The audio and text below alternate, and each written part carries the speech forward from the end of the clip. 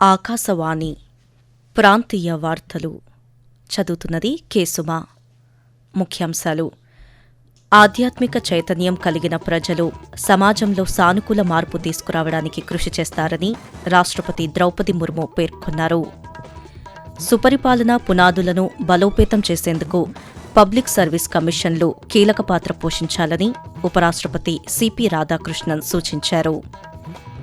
ఆంధ్రప్రదేశ్లో pulse polio కార్యక్రమాన్ని ముఖ్యమంత్రి నారా చంద్రబాబు నాయుడు ఉండవల్లి క్యాంపు కార్యాలయంలో ఈరోజు ఉదయం ప్రారంభిస్తారు. ద్వేషించే వారిని కూడా ప్రేమించడాన్ని యేసుక్రీస్తు ఆచరించి చూపారని తెలంగాణ ముఖ్యమంత్రి రేవంత్ రెడ్డి కొనియాడారు. వార్తల వివరాలు: ఆధ్యాత్మిక చైతన్యం కలిగిన ప్రజలు సమాజంలో సానుకూల మార్పు తీసుకురావడానికి కృషి చేస్తారని రాష్ట్రపతి ద్రౌపది ముర్ము పేర్కొన్నారు. హైదరాబాదులో బ్రహ్మకుమారీస్ శాంతి సరోవర్ 21వ వార్షికోత్సవం సందర్భంగా నిన్న నిర్వహించిన సదస్సులో రాష్ట్రపతి పాల్గొన్నారు. ఈ సందర్భంగా ఆమె మాట్లాడుతూ, భారతీయ ప్రాచీన జ్ఞానం, ఆధ్యాత్మిక వారసత్వం ప్రపంచ మానవాళి ఎదుర్కొంటున్న మానసిక, నైతిక, పర్యావరణ సమస్యలకు పరిష్కారం చూపుతుందని వెల్లడించారు.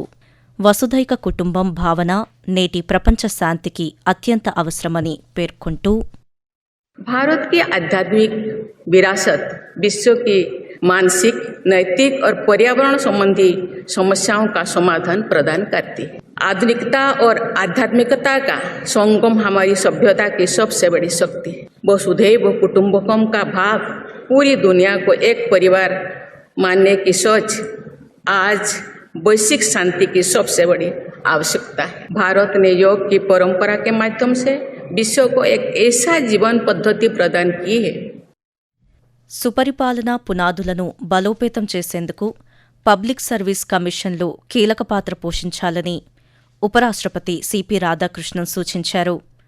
హైదరాబాద్ రామోజీ ఫిలిం సిటీలో 2 రోజుల పాటు జరిగిన పబ్లిక్ సర్వీస్ కమిషన్ చైర్పర్సన్ల జాతీయ సదస్సు ముగింపు కార్యక్రమంలో నిన్న పాల్గొన్న ఆయన మాట్లాడుతూ, పబ్లిక్ సర్వీస్ కమిషన్లకు నిష్పాక్షికతే నైతిక పునాదిగా ఉండాలన్నారు.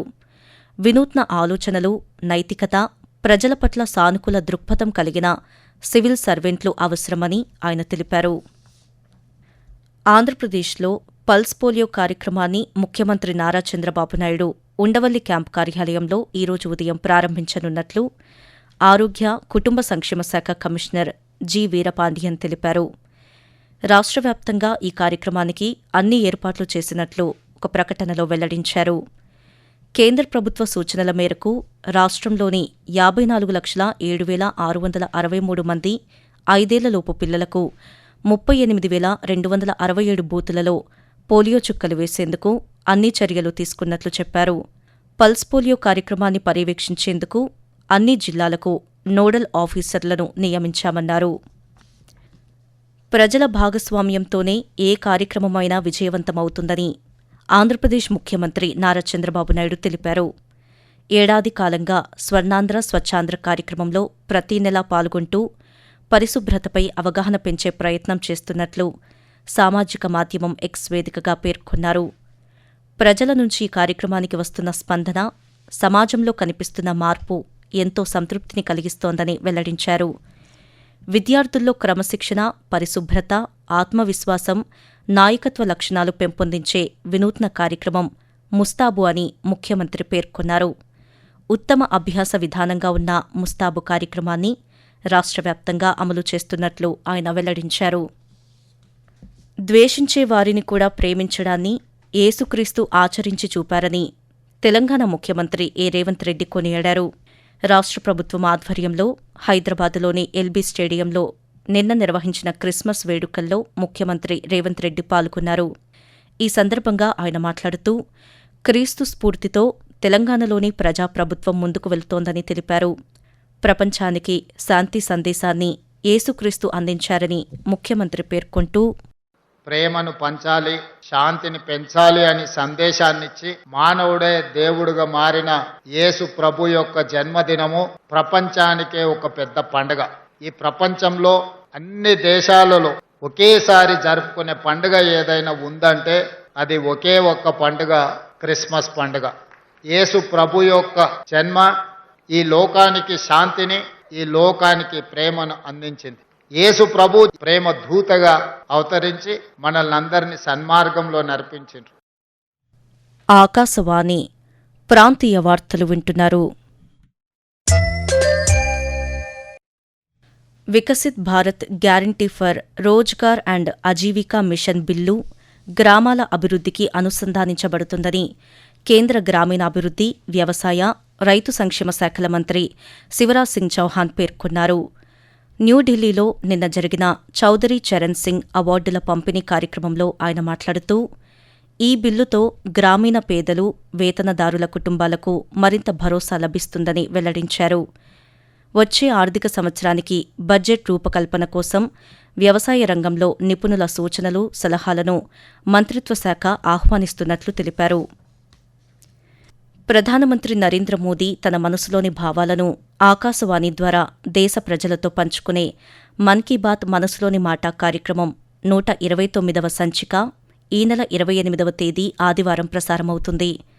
మన్ కీ బాత్ కార్యక్రమానికి ప్రజలు తమ సూచనలు అందించాలని ప్రధానమంత్రి కోరారు.